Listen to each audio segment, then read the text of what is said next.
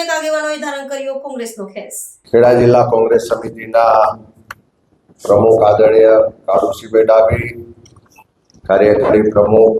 માન્ય મહેન્દ્રસિંહભાઈ, પૂર્વ મંત્રી અને પૂર્વ ધારાસભ્ય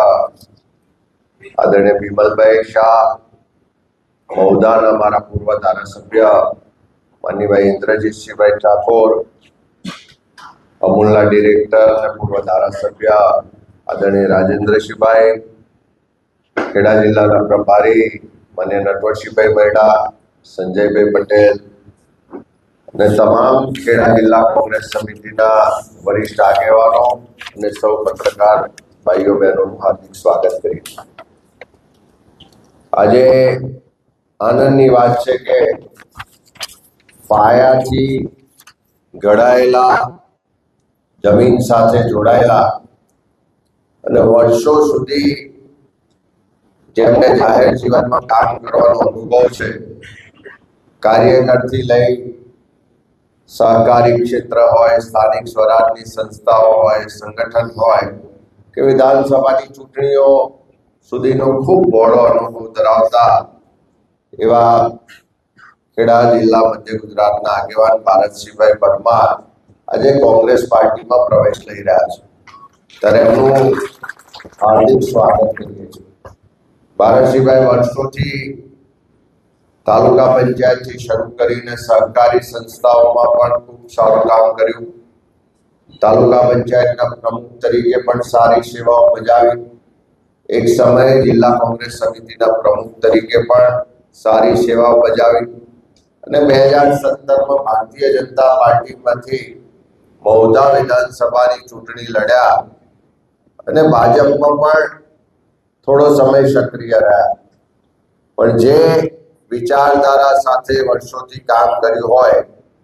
એ વિચારધારા ગરીબો માટેનો અવાજ ઉઠાવો, મધ્યમ વર્ગના લોકોનો અવાજ ઉઠાવો, ખેડૂતો, પશુપાલકો, સામાન્ય લોકોની વાત કરવી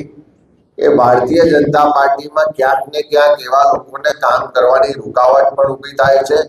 અને એવા લોકોનો ત્યાં અવાજ પણ નથી સંભળાતો। અને એના જ કારણે હમણાં જનાક્રોશ યાત્રા દરમિયાન આપ સૌએ જોયું હશે કે ખૂબ મોટા પ્રમાણમાં એ ઉત્તર ગુજરાત હોય, મધ્ય ગુજરાત હોય, દક્ષિણ ગુજરાત હોય, આદિવાસી વિસ્તાર હોય કે હમણાં ધોળકા તાલુકામાં પણ લોકો ધીમે ધીમે ભારતીય જનતા પાર્ટીનો સાથ છોડીને કોંગ્રેસ પાર્ટીની સાથે જોડાયેલા છે। આખા ગુજરાતના ગરીબ સામાન્ય લોકોને હવે લાગી રહ્યું છે કે આ સરકાર આપણી નથી અને જે લોકોના મનમાં ગરીબ સામાન્ય લોકો માટેની લાગણી છે, એના માટે કામ કરવાની ધગશ છે, એનો અવાજ કરવાનું, જેમનું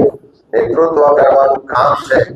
એવા લોકો પણ ભારતીય જનતા પાર્ટીમાં હવે ઊંઘામણ અનુભવી રહ્યા છે અને ધીમે ધીમે ફરી પાછી કોંગ્રેસ પાર્ટી સાથે જોડાઈ રહ્યા છે।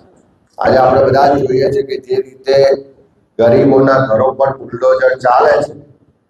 અને ભારતીય જનતા પાર્ટીમાં અનેક એ સમાજોમાંથી આવનારા આગેવાનો, નેતાઓ છે, પણ એક પણ આગેવાન,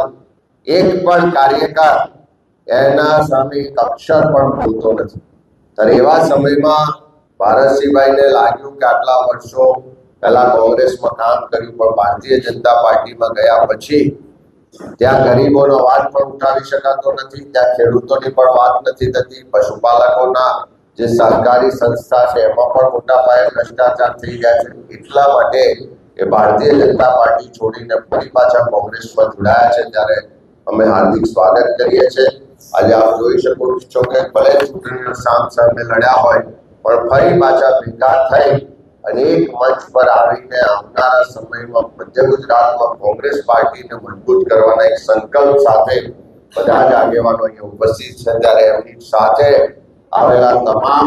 આગેવાનો, કાર્યકરોને પણ કોંગ્રેસ પાર્ટીમાં અમે હાર્દિક સ્વાગત કરીએ છીએ।